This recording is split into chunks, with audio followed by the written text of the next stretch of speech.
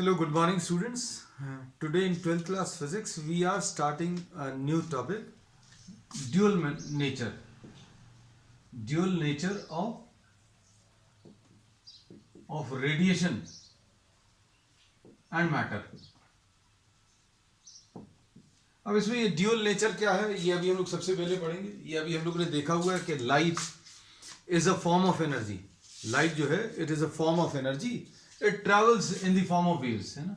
Waves के form में travel करती है. ये अभी हम लोगों ने पढ़ा है. Light travels in the form of waves and wave nature के बेसिस पर अभी हम लोग नियरली सारे फिनोमेना एक्सप्लेन कर सकते हैं. क्या? जैसे अभी हम लोग कहते हैं reflection can be explain, reflection, refraction, इसको एक्सप्लेन कर सकते हैं. और प्योरली जो वेव नेचर पर बेस्ड अभी हम लोग फिनोमेना है वो इंटरफेरेंस, डिफ्रैक्शन एंड पोलराइजेशन. ये बच्चों कुछ फिनोमेना है जो लाइट एग्जिबिट करती है. लाइट ये कुछ फिनोमेना है जो एग्जिबिट करती है, दिखाती है. क्या? Reflection, refraction, interference, diffraction, polarisation. तो ये सारे के सारे वेव नेचर पर बेस्ड अभी हम एक्सप्लेन कर सकते हैं.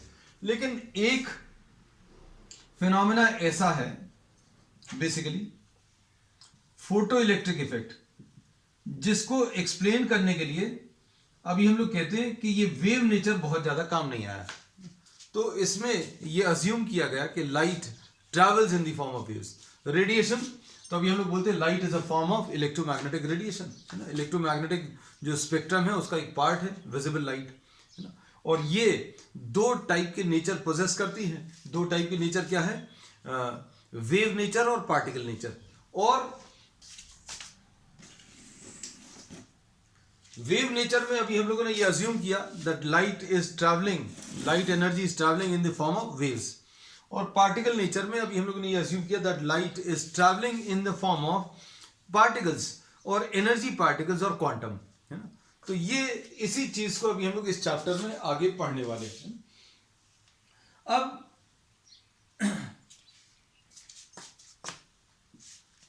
Light has a dual nature, मतलब दो टाइप का ये नेचर पोजेस करती है. कौन कौन सा? एक वेव नेचर और दूसरा बच्चों इसका particle nature.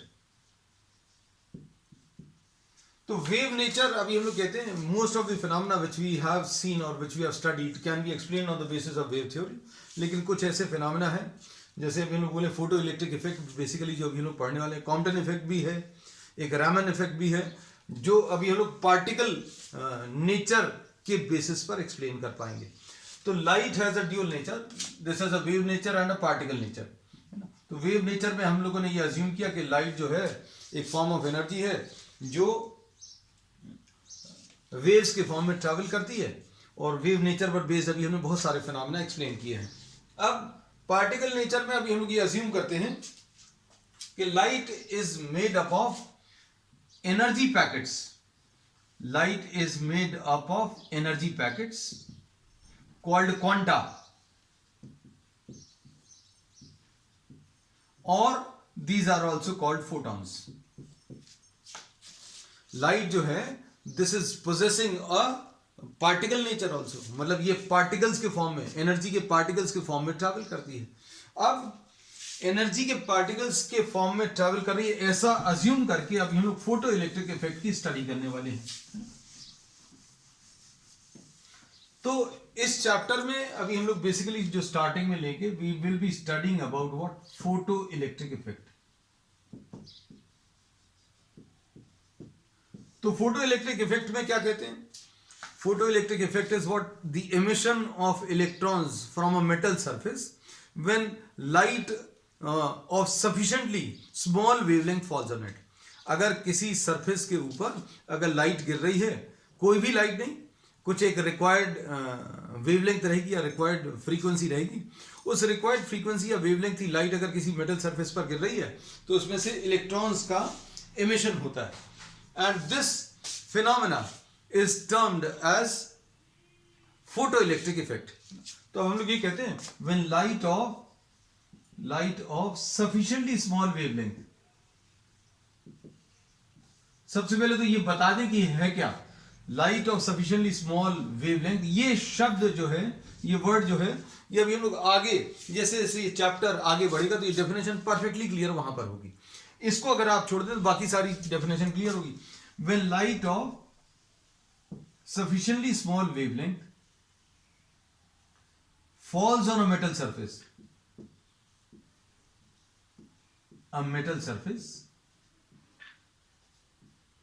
then electrons are emitted from it,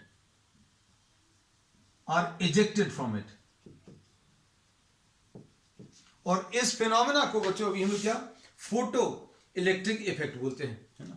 तो ये फोटो इलेक्ट्रिक इफेक्ट अभी हम लोगों ने बता दिया क्या है। This is emission of electrons और ejection of electrons from a metal surface. Metal surface पर लाइट अगर गिरेगी तो लाइट अपनी कुछ एनर्जी देगी और ये उस एनर्जी की वजह से उस मेटल के फ्री इलेक्ट्रॉन्स बाहर निकलेंगे। So when light of sufficiently small wavelength falls on a metal surface, then electrons are ejected from it, and this is termed as photoelectric effect. हम लोग इसको बच्चों शॉर्ट में पूरे चैप्टर में ये वर्ड कई बार आएगा तो PEE ऐसा कुछ लिखने वाले हैं, है ना। तो अब इसको एक्सप्लेन करने के लिए कि भाई किसी मेटल सरफेस पर अगर लाइट गिर रही है तो उसमें से इलेक्ट्रॉन्स का एमिशन क्यों हो रहा है, और क्या किसी भी टाइप की लाइट अभी हम लोग मेटल सरफेस पर गिराएंगे तो क्या उसमें से इलेक्ट्रॉन्स निकलेंगे। तो इन सारे क्वेश्चंस के बच्चों आंसर अभी हम लोग आगे आने वाले इस पूरे चैप्टर में पढ़ेंगे। तो इसमें अभी हम लोगों ने सबसे पहली चीज जो अज्यूम की है कि light is made up of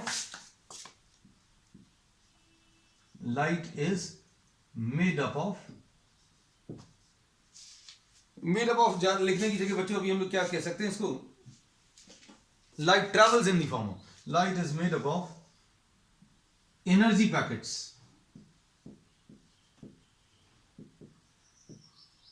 और क्वांटा और फोटॉन्स। तो लाइट के जो पार्टिकल्स हैं, लाइट जो है बच्चों पार्टिकल्स के फॉर्म में ट्रेवल कर रही है और ये पार्टिकल्स बच्चों एनर्जी के पाउच हैं या एनर्जी के छोटे छोटे पैकेट्स हैं, और जहां कहीं पर भी ये लाइट गिर रही है वहां पर ये अपनी एनर्जी सप्लाई करेगी। तो हम लोगों ने ये पढ़ लिया कि लाइट जो है this is possessing a particle nature, wave nature अभी हम लोग बहुत डिटेल में इसके पहले स्टडी कर चुके हैं। तो अब हम लोग सबसे पहली चीज फोटॉन्स के बारे में या फोटॉन्स की जो प्रॉपर्टीज हैं उनके बारे में अभी हम लोग पढ़ेंगे, फिर फोटो इलेक्ट्रिक इफेक्ट पर बाद में आएंगे। तो अब हम लोग ये कहते हैं कि light is made up of energy packets और क्वांटा और फोटॉन्स। तो आप इसे प्रॉपर्टीज ऑफ फोटॉन्स ले रहे हैं सबसे पहले, ये बहुत इंपॉर्टेंट है बच्चों, properties of photons. Properties of photons में सबसे पहली अब हम लोग इसमें ये बोलेंगे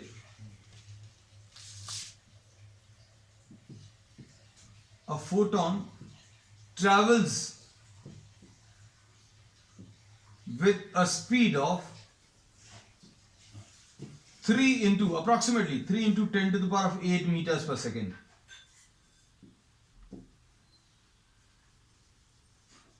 In straight lines.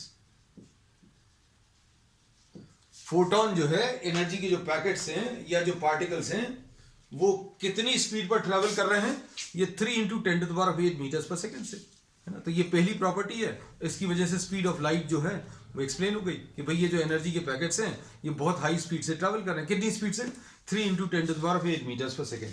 और ये जो स्पीड है बच्चों ये वैक्यूम में है, वैक्यूम या एयर में अप्रोक्सीमेटली अभी हम लोग इतनी स्पीड ले सकते हैं। अब उसके बाद बच्चों नेक्स्ट है, अब ये पार्टिकल्स अगर हैं तो पार्टिकल नेचर में अभी हम लोग कहते हैं कि अगर कहीं पर भी आप वेव नेचर की बात करो या वेव्स की बात करो तो अभी हम लोगों को एक चीज जो मिलती है वो मिलता है वेवलेंथ, और दूसरी चीज जो मिलती है बच्चों ये न्यू, जिसको अभी हम लोग फ्रीक्वेंसी बोलते हैं। अब इसमें वेवलेंथ जो है और फ्रीक्वेंसी, ये जो अभी हम लोग बोलते हैं कि ये वेव का ये टिपिकल वेव फॉर्म है जो अभी हमने आपको बताया, this is termed as one cycle और वन वेवलेंथ। ये इस लेंथ को अभी हम लोग वन वेवलेंथ बोलते हैं। और ऐसी कितनी नंबर ऑफ साइकिल्स या कितनी नंबर ऑफ वेव्स कंप्लीट होती हैं एक सेकंड में, उसको अभी हम लोग फ्रीक्वेंसी बोलते हैं। तो बच्चों ये जो है ये कैरेक्टरिस्टिक है किसका, वेव का। और हम लोग अगर पार्टिकल की बात करते हैं तो पार्टिकल, मैटर पार्टिकल्स, जैसे क्रिकेट बॉल हो गया, साइकिल हो गया, मोटरसाइकिल हो गया। हम लोग खुद अगर खुद को देखें तो अभी हम लोग खुद को भी क्या मैटर पार्टिकल्स मान सकते हैं। तो इसमें अभी हम लोग कहते हैं कि पार्टिकल्स की अगर बात करोगे तो पार्टिकल्स में बच्चों कहीं पर भी ये चीज नहीं आएगी। ऐसा लगता था अभी हम लोगों को वेवलेंथ या फ्रीक्वेंसी जैसे टर्म्स नहीं आएंगे पार्टिकल्स में। अभी हम लोग बोलते हैं बच्चों मोमेंटम आएगा। मोमेंटम मतलब मास इनटू वेलोसिटी, ऐसा कुछ टर्म आएगा। तो अब इसमें फोटॉन्स की जो थ्योरी अभी निकाली है कि लाइट जो है पार्टिकल्स के फॉर्म में ट्रैवल कर रही है, तो इसमें फिर ये नेक्स्ट क्वेश्चन आया कि भाई क्या इनके पास कुछ मोमेंटम है। अगर ये पार्टिकल के फॉर्म में ट्रैवल कर रही है तो क्या इनके पास कुछ मोमेंटम है। तो हाँ भाई मोमेंटम भी है इनके पास। अगर ये पार्टिकल्स है तो मतलब इनके पास मोमेंटम होगा। मोमेंटम होगा तो फिर ये बात आई कि इनके पास कुछ मास होगा क्या। तो अभी हम लोग ये कहते हैं कि बहुत जो एडवांस फिजिक्स है उसमें अभी हम लोग कहते हैं कि मास और एनर्जी जो है बच्चों इक्विवेलेंट टर्म्स है ना। मास की बात करो या एनर्जी की बात करो, जैसे अभी हम लोग कहते हैं कि मास कभी डिक्रीज नहीं होता, मास कभी चेंज नहीं होता। लेकिन अभी हम लोग ये पढ़ते हैं कि आइंस्टीन की जो फेमस रिलेशन है E=mc², उसमें अभी हम लोग कहते हैं कि मास और एनर्जी बच्चों एक ही बात है। मास को आप एनर्जी में या एनर्जी को मास में आप कन्वर्ट कर सकते हैं। तो अब हम लोग इसमें सेकेंड पॉइंट जो है that is related to what the mass.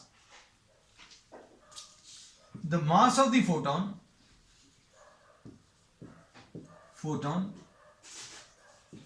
is not defined at rest।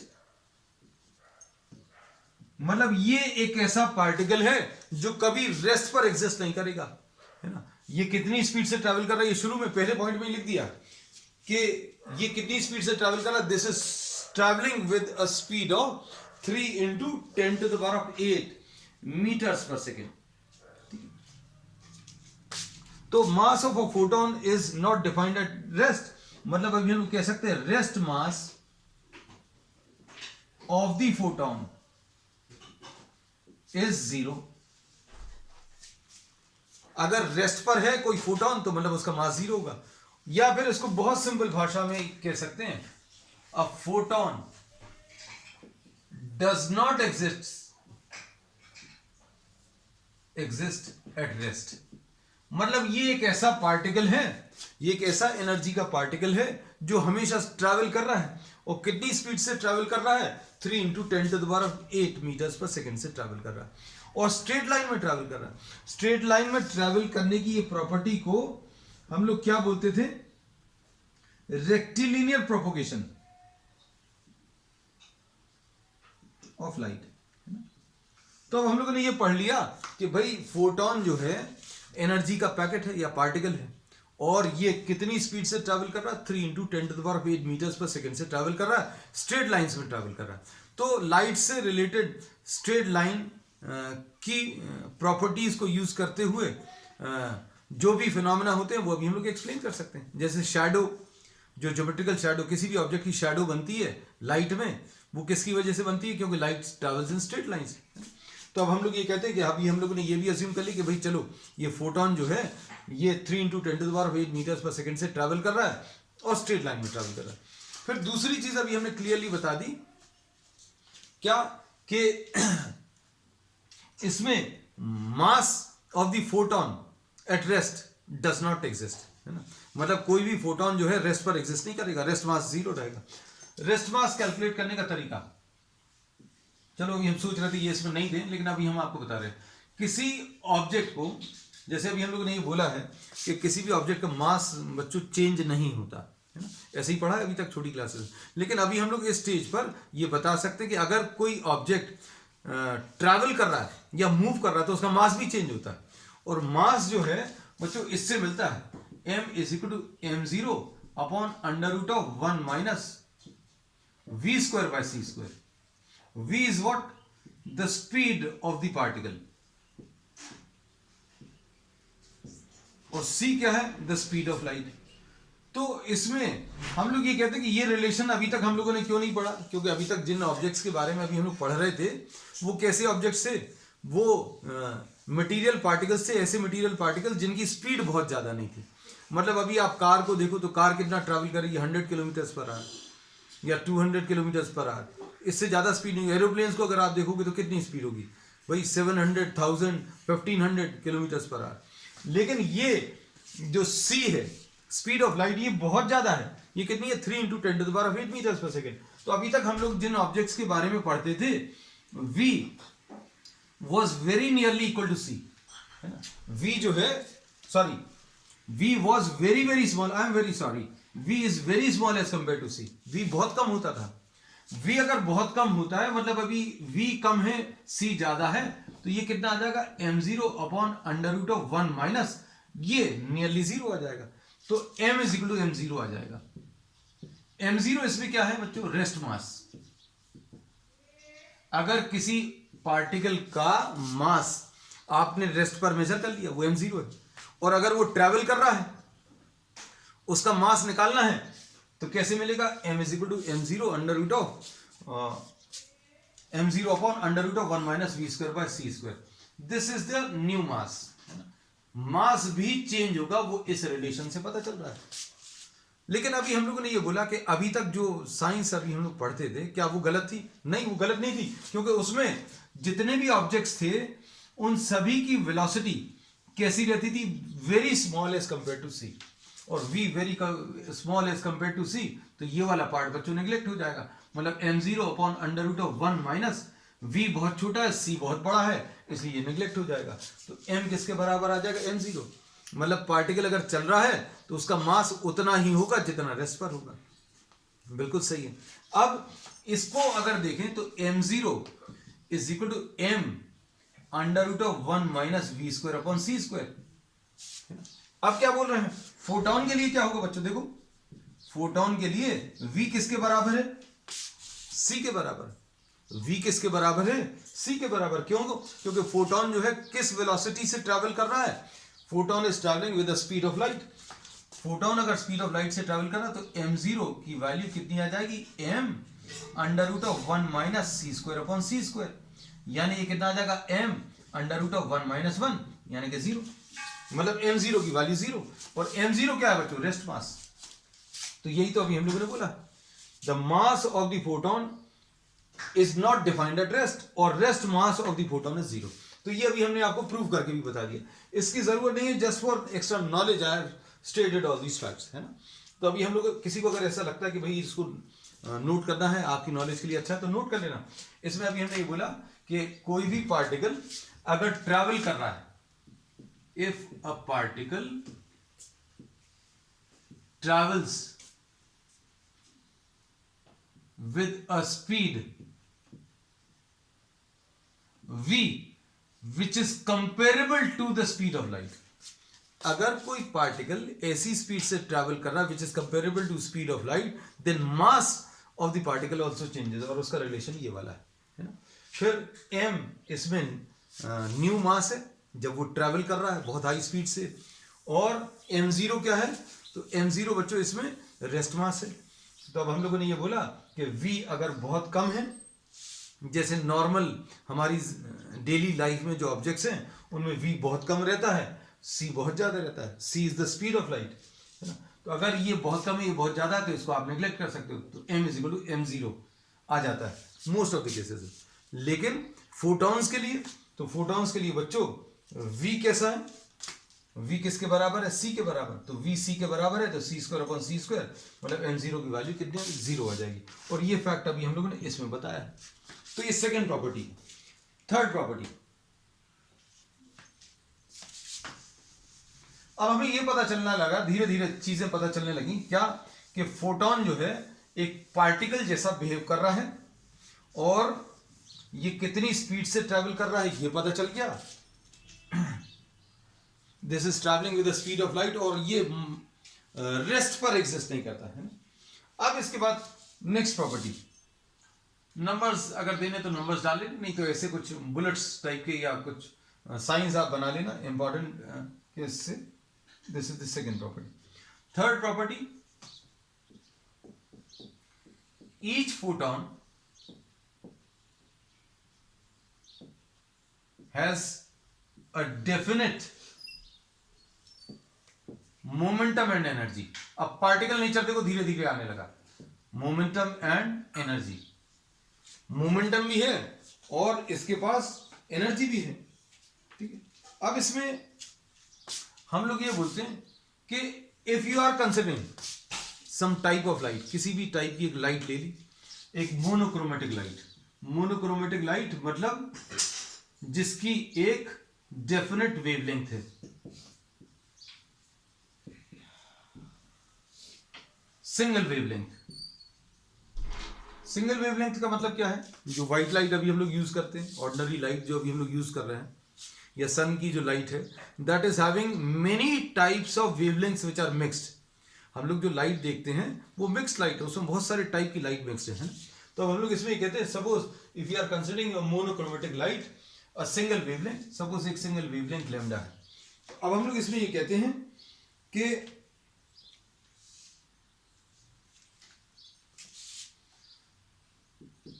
energy of the photon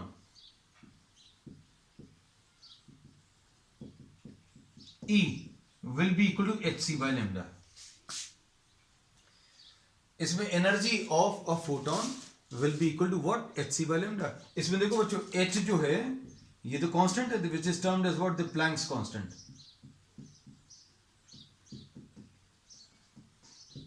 और इसकी value 6.62 into 10 to the power of -34। 6.62 into 10 to the power -34 joule seconds. और इसमें c क्या है? c speed of light है। तो मतलब कहने का क्या है कि एनर्जी ऑफ द फोटोन किसके ऊपर डिपेंड कर रहा है? लेम्डा के ऊपर डिपेंड कर रहा है। Energy of the photon is depending on what? Lambda. अब इसमें momentum of the photon P, this is equal to h by lambda.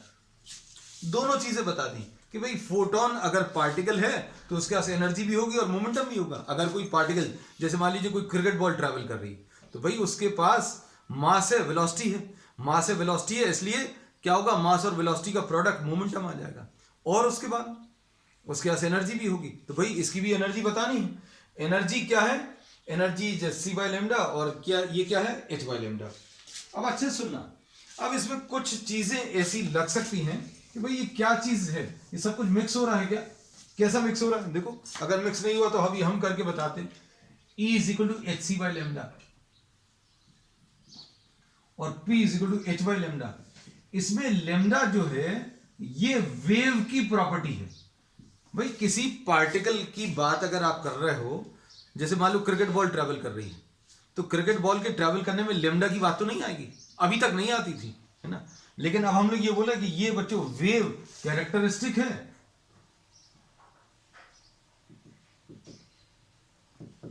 और ये पार्टिकल का कैरेक्टरिस्टिक है ना। तो इससे ये बात प्रूव हो जाती है क्या, कि जो अभी हम लोग कैलकुलेशंस कर रहे हैं या जो असम्पशंस अभी हम लोग ले रहे हैं कि इसका ड्यूअल नेचर है, तो ड्यूअल नेचर इस इक्वेशन में भी दिख रहा है। कैसा दिख रहा है? कि लेम्डा जो है वेव का कैरेक्टरिस्टिक है और मोमेंटम जो है वो पार्टिकल का कैरेक्टरिस्टिक है।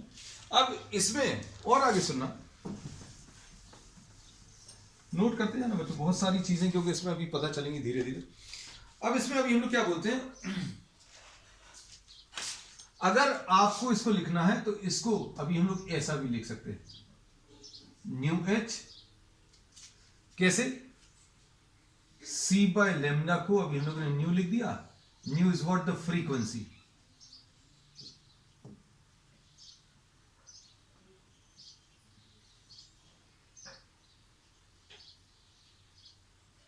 और p is equal to h by lambda है। तो लेम्डा को अभी हम लोग इससे कैसे लिख सकते हैं?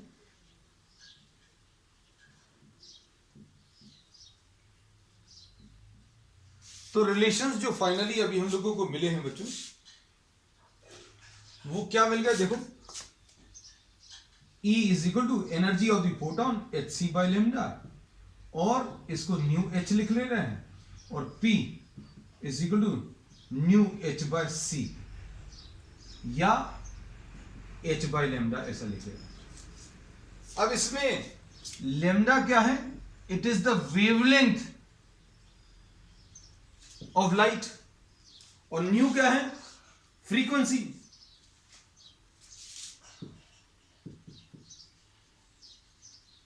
अब ये किस चीज की है बच्चों? Wavelength and frequency of the light when it is considered as a wave.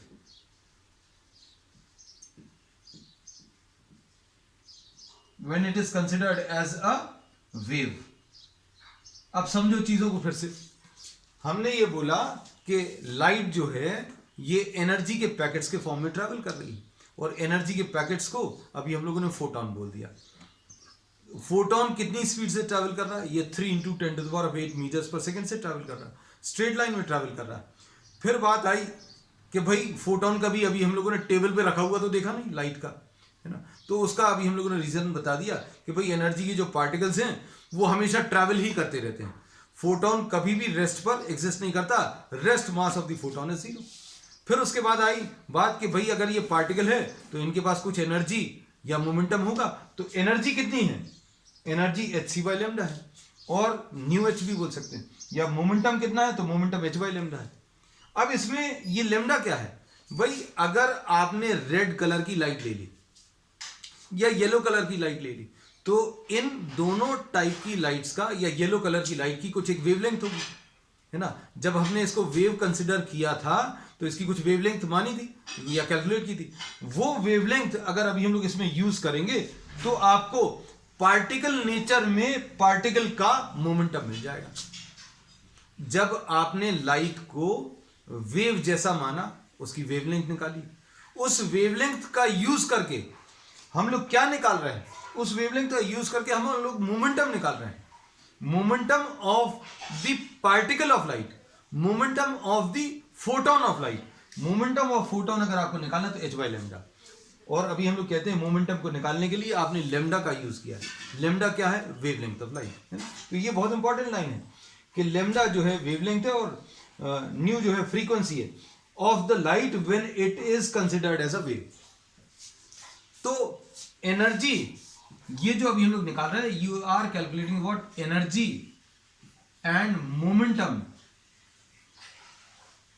Of the particle of light, या फिर इसको अभी हम लोग क्या बोलते हैं? फोटोन। तो फोटोन की एनर्जी अगर आपको निकालनी है तो आप इसमें किसका यूज करोगे? आप इसमें यूज करोगे लेमडा का, और किसका यूज करोगे? फ्रीक्वेंसी का। और ये दोनों बच्चों अगर आप देखो, इसमें अभी हम लोगों ने क्लियरली बता दिया कि ये वेव कैरेक्टरिस्टिक है, और ये बच्चों क्या है? Particle characteristic. तो ये light is having a dual nature, ये इस रिलेशन से भी पता चल रहा है। अब एनर्जी जो अभी हम लोग निकालते हैं बच्चों, ध्यान से सुनना, ये कैलकुलेशंस थोड़े से अभी हम आपको करके बता दें। एच सी बाय लेमडा अगर दिया हुआ है तो h की वैल्यू कितनी है? 6.62 इंटू 10⁻⁻34, और c कितना है? c है इसमें 3 into 10⁸ metres per second divided by lambda. आप इसको सिंप्लीफाई करो, और सिंप्लीफाई करके बच्चों जो आंसर आएगा वो जूल्स में आएगा, और इसको आप फाइनली अगर सॉल्व करो इलेक्ट्रॉन वोल्ट्स में, तो ये 12400 अपॉन लेमडा, ये आपको नंबर मिलता है सॉल्व करने पर एंगस्ट्रॉम। इसका मतलब क्या है? अगर आपको कोई टाइप ऑफ लाइट दी हुई है, जैसे suppose for one particular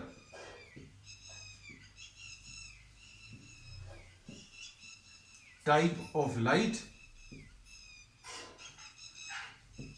lambda is fixed, lambda fix हो जाएगा। तो हम लोग क्या बोलेंगे? एनर्जी अगर आपको निकालनी है तो एनर्जी कैसे मिलेगी बच्चों? सपोज लेमडा की वैल्यू 4000 एंगस्ट्रॉम्स है सपोज, तो अब हम लोग energy of the photons, energy of the photons of this light, photons of this light निकाल सकते हैं इस रिलेशन से डायरेक्टली। कैसे मिलेगा? 12400 डिवाइडेड बाय 4000 है ना, तो ये कैंसिल होगा बच्चों, और ये कितना आ जाएगा?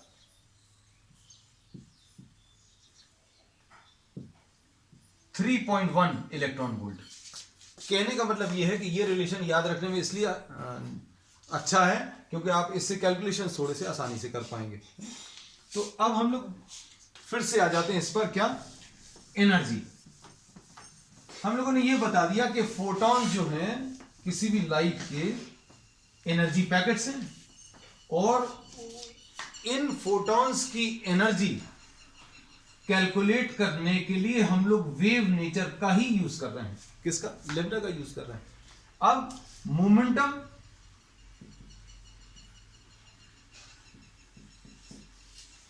और एनर्जी की ये रिलेशन है। अब इसमें सुनना बच्चों, next property, all the photons of a given light have the same energy and same momentum। ये अभी हमने कैलकुलेट करके बताया। कैसे? अगर आपने लेमडा फिक्स कर दिया, अगर आपने लेमडा फिक्स कर दिया तो ये तो बच्चों कांस्टेंट है ना, ये कांस्टेंट है, ये भी कांस्टेंट है, तो लेमडा भर रखना। तो लेमडा रख देंगे तो आपको क्या मिल जाएगा? एनर्जी ऑफ द फोटॉन्स मिल जाएगा, और क्या मिल जाएगा? मोमेंटम ऑफ द फोटॉन्स मिल जाएगा। ठीक है, तो अब हम लोगों ने ये बोला कि अगर आपने एक रेड कलर की लाइट ले ली तो उसमें क्या है? बहुत सारे एनर्जी के पैकेट्स हैं, एनर्जी के पार्टिकल्स हैं, जिनको अभी हम लोग फोटॉन्स बोल रहे हैं। और ये फोटॉन जितने भी हैं, आप कोई भी फोटॉन ले लो, सबकी एनर्जी सेम होगी। क्यों? क्योंकि उसमें लेमडा आपने निश्चित कर दिया। लेमडा अगर फिक्स कर दिया तो अभी हम लोग बोलेंगे लेमडा अगर सेम है किसी एक पर्टिकुलर टाइप के लिए, तो energy of all the photons of a given light have the same energy and same momentum. ऐसा नहीं होगा कि कुछ फोटॉन्स की कम एनर्जी होगी, कुछ की ज्यादा होगी। सारे फोटॉन्स की एनर्जी सेम होगी एक पर्टिकुलर टाइप ऑफ लाइट के लिए। रेड कलर के अगर आपने लाइट ली, उसके सारे फोटॉन सेम एनर्जी वाले होंगे और सभी का मोमेंटम भी सेम होगा। अगर येलो ले लिया तो क्या होगा? येलो लिया तो लेमडा चेंज हो गया, लेमडा चेंज हुआ मतलब अब एनर्जी चेंज हो जाएगी, मोमेंटम भी चेंज हो जाएगा। लेकिन येलो कलर की लाइट के जितने भी फोटॉन्स होंगे, all the photons of yellow colour will have, all the photons of yellow colour light will be having the same energy and same momentum. चलो अब इसके बाद नेक्स्ट है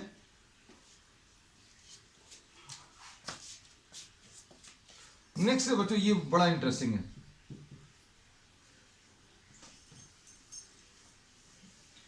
इसमें एक चीज तो अभी हम बताना भूल ही गए, ये इसमें फोटॉन जो है बच्चों न्यूट्रल हैं, इनके ऊपर कोई चार्ज नहीं है, फोटॉन्स आर न्यूट्रल।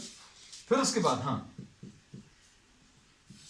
अब ये फोटॉन्स बच्चों क्या है? पार्टिकल जैसे हैं, तो ये मैटर पार्टिकल्स के साथ टकराएंगे। मैटर पार्टिकल्स जैसे लाइट है, तो अभी हम लोग ये इतनी बड़ी बड़ी बातें कर रहे हैं कि फोटॉन्स जो हैं मैटर पार्टिकल के साथ टकराएंगे।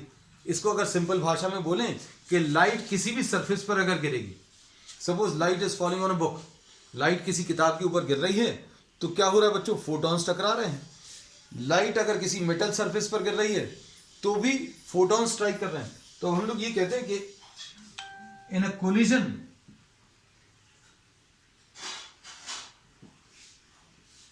Of photons and matter particles,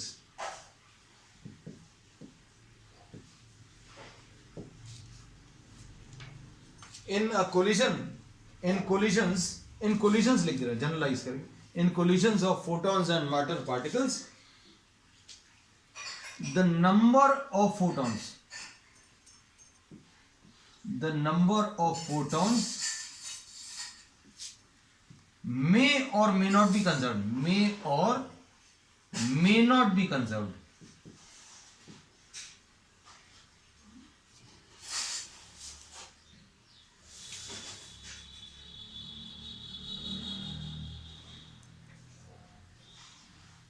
हम लोग इसमें क्या बोलते हैं बच्चों, ध्यान से सुनना। हम लोगों ने बोला अगर लाइट किसी टेबल पर टकरा रही है, if light is falling on the book, if light is falling on a metal surface, then the number of photons before collision may और may not be the same, है ना। मतलब जितने फोटॉन्स पहले थे जरूरी नहीं है टकराने के बाद उतने ही होंगे, ऐसा कुछ नहीं है ना। तो अब हम लोग ये कहते हैं कि अगर आप फोटॉन्स का कोलिजन कंसिडर करें किसी सरफेस के ऊपर, in collision of photons and matter particles the number of photons may और मे नॉट बी कंसिडर्ड। मतलब हो सकता है जितने पहले थे उतने ही बाद में निकले, लेकिन हो सकता है भाई कम हो जाए, हो सकता है ज्यादा हो जाए, तो नंबर ऑफ फोटॉन्स मे और may not be considered. But the total momentum,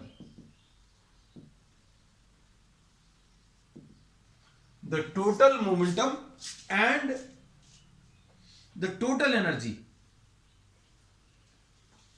remains conserved. The total momentum and total energy remains conserved. ठीक है, तो बहुत सारी चीजें पता चल गई फोटॉन्स के बारे में। फोटॉन्स के बारे में क्या पता चला बच्चों, क्या कि फोटॉन्स जो हैं लाइट के एनर्जी पार्टिकल्स हैं, जिनको अभी हम लोग क्वांटम भी बोलते हैं या क्वांटा बोलते हैं, है ना। अब ये पार्टिकल्स की तरह बिहेव करते हैं, एनर्जी के पैकेट्स, एनर्जी के छोटे छोटे पैकेट्स हैं, है ना। और these travel in straight lines with 3 × 10⁸ metres per second. सब एक क्विक रिव्यू ले रहे हैं बच्चों सारी चीज़ों का। फिर अभी हमने बोला कि रेस्ट पर ये एग्जिस्ट नहीं करते, rest mass of a photon is 0, है ना। फिर उसके बाद अगली चीज़ अभी हमने बताई कि energy and momentum, since these are considered as a particle, तो इनके पास एनर्जी और मोमेंटम hc/λ और h/λ से कैलकुलेट कर सकते हैं। Energy of all the photons of a particular type of light will be same. किसी एक पर्टिकुलर टाइप ऑफ लाइट अगर आपने ले ली तो उसके सारे फोटॉन्स की एनर्जी सेम होगी, मतलब उनमें कुछ डिफरेंस नहीं होगा। अगर रेड कलर की लाइट है तो उसके सारे फोटॉन्स सेम एनर्जी के होंगे, और अगर आपने उनका मोमेंटम कंसिडर किया तो रेड कलर की लाइट के सारे फोटॉन्स का मोमेंटम भी सेम होगा, है ना। तो इसमें हमने बोला ये ड्यूअल नेचर भी इन इक्वेशंस में डिपिक्ट होता है। कैसे, ये वेव नेचर है, ये पार्टिकल नेचर है ना। तो ये वेव कैरेक्टरिस्टिक है, ये पार्टिकल कैरेक्टरिस्टिक है। तो पार्टिकल कैरेक्टरिस्टिक के कैलकुलेशंस में भी अभी हम लोगों ने वेव कैरेक्टरिस्टिक्स का यूज किया है ना। फिर all photons of a given wavelength, ये अभी हमने एक्सप्लेन किया कि जितने भी फोटॉन्स हैं किसी एक पर्टिकुलर टाइप ऑफ लाइट के, सबका सेम एनर्जी और सेम मोमेंटम होगा। Total number of photons may और may not B conserved before collision and after collision, उनकी संख्या सेम हो जरूरी बिल्कुल नहीं, ठीक है। फिर उसके बाद अभी हम लोगों ने नेक्स्ट बोला क्या, नेक्स्ट है इसमें कि इंटेंसिटी बढ़ाने पर क्या चेंज आता है। अगर अभी हम लोग बात करें इंटेंसिटी ऑफ लाइट का सिंपल सा मतलब ये है बच्चों, देखो 20 वाट का बल्ब अगर आपने लिया या 40 वाट का बल्ब लिया या 100 वाट, तो इसमें intensity of light is smaller, इसमें intensity of light is larger, इसमें इंटेंसिटी ऑफ लाइट बच्चों मैक्सिमम। तो इंटेंसिटी ऑफ लाइट अगर आप इंक्रीज करते हो तो क्या फोटॉन्स की एनर्जी बढ़ती है। तो अभी हम लोग इस रिलेशन को देखकर आप कह ही सकते हो कि भाई इसमें इंटेंसिटी ऑफ लाइट बढ़ाने पर कुछ भी चेंज नहीं आएगा। क्यों, इंटेंसिटी का कोई टर्म इसमें है नहीं, है ना। यहां पर h कांस्टेंट है, प्लैंक्स कांस्टेंट है, c स्पीड ऑफ लाइट है, और लेमडा वेवलेंथ है। अब लेमडा वेवलेंथ है वो टाइप ऑफ लाइट के ऊपर डिपेंड करता है। मान लीजिए रेड कलर की आपने 20 वाट का बल्ब लिया, फिर रेड कलर का 40 वाट का बल्ब लिया, और रेड कलर का 100 वाट का बल्ब लिया। तो जैसे जैसे आप इंटेंसिटी बढ़ाओगे तो क्या होगा, जो नंबर ऑफ फोटॉन्स हैं वो इंक्रीज हो जाएंगे, मतलब फोटॉन्स की संख्या जो है वो बढ़ जाएगी। अगर आप 20 वाट का बल्ब लोगे then the number of photons will be smaller. अगर आपने इंटेंसिटी इंक्रीज करी then number of photons will increase, ठीक है। अब इसमें ये याद रखना, if this is very very important point, if intensity of light is increased, then the number of photons striking a given surface increases.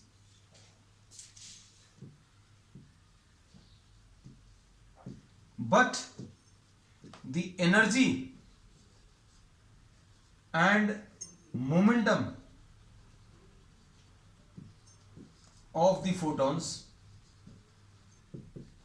remain same. Condition यही है कि सेम टाइप की lights, intensity of light is increased for the same type. Type of light change मत कर देना. Type of light change करोगे तो lambda change होगा, और लेमडा चेंज होगा तो एनर्जी ऑफ फोटॉन्स भी चेंज हो जाएगा. तो जो आज अभी हम लोगों ने सिर्फ एक इंट्रोडक्शन लिया है किसका, फोटो इलेक्ट्रिक इफेक्ट का, और इसमें अभी हम लोगों ने ये पढ़ा कि लाइट जो है this has a dual nature, wave nature and particle nature. तो वेव नेचर हम लोग ऑलरेडी डिटेल में पहले कर चुके हैं, है ना. अब हम लोगों ने क्या पढ़ा, पार्टिकल नेचर, कि light is made up of energy particles and these energy particles are termed as photons. और photons की अभी बच्चों अभी हम लोग कुछ प्रॉपर्टीज पढ़ी. तो अब इसी टॉपिक को अभी हम लोग कंटिन्यू करेंगे on the next one. That's all for today.